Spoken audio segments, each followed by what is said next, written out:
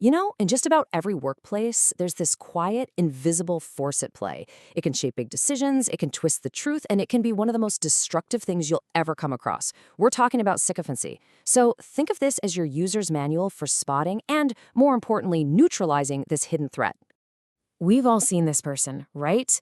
The one who's just so charming, always has the perfect compliment, and laughs at every single one of the boss's jokes. But here's the question. Is that genuine support, or is it something way more calculated? That's the critical line we're going to dig into. So, what exactly is sycophancy? Let's get a clear definition. It is absolutely not just being friendly or nice. See, real kindness is given with no strings attached. Sycophancy, on the other hand, is totally strategic. Psychologists even have a term for it: ingratiation. It's basically a form of social manipulation that plays on our desire to be liked and admired, all to push someone's secret agenda. And let's be super clear here, this is not some harmless personality quirk. It's not just annoying. Experts actually call it a social poison. Why? Because it completely erodes trust, it undermines good leadership, and it can literally poison an entire organization from the inside out. So, how do they pull it off?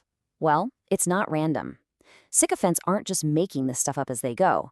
They are operating from a very specific playbook, a set of tactics, all designed to win them favor and ultimately power. Let's break down exactly what's in that playbook. First, you have to understand this crucial difference. On one side, you have true loyalty. That's about supporting the bigger picture, the team, the company. And that means speaking the truth, even when it's hard. But then you have performed loyalty, and that is pure theater. It's loud, it's all about defending the leader personally, and it means agreeing at all costs, no matter what. And here are their go-to moves. They use calculated praise, targeting a leader's ego to make them feel brilliant. They become information gatekeepers, controlling what the leader hears and sees. And they are masters of subtle sabotage. Whispering things like, "I'm just a little concerned that Sarah doesn't fully support your vision." It's this quiet, deadly game of influence.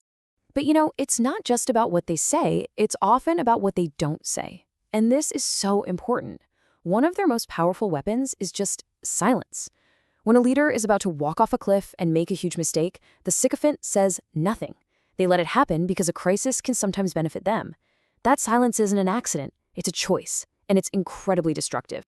Okay, so now that we've seen the playbook, how do we actually spot these behaviors out in the real world?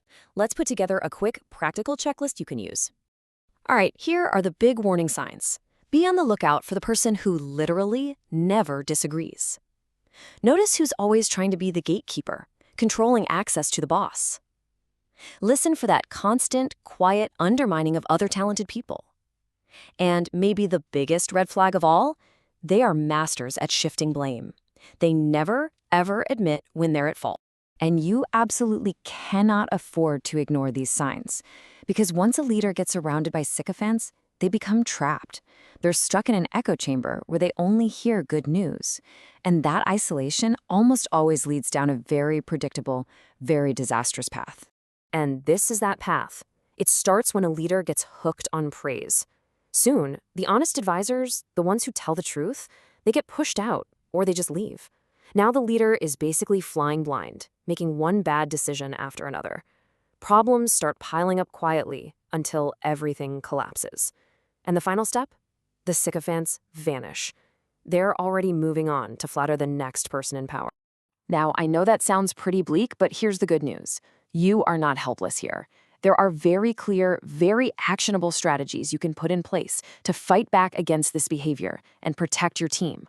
The most important thing is to be proactive. First, keep your emotional distance from flattery. Second, you have to actively build a culture where different opinions aren't just tolerated, they're required. Use transparency as your shield. Document decisions. And rotating key jobs around can stop any one person from becoming that toxic gatekeeper of information. So individual actions are absolutely vital. But the ultimate defense, the real long-term solution, is systemic.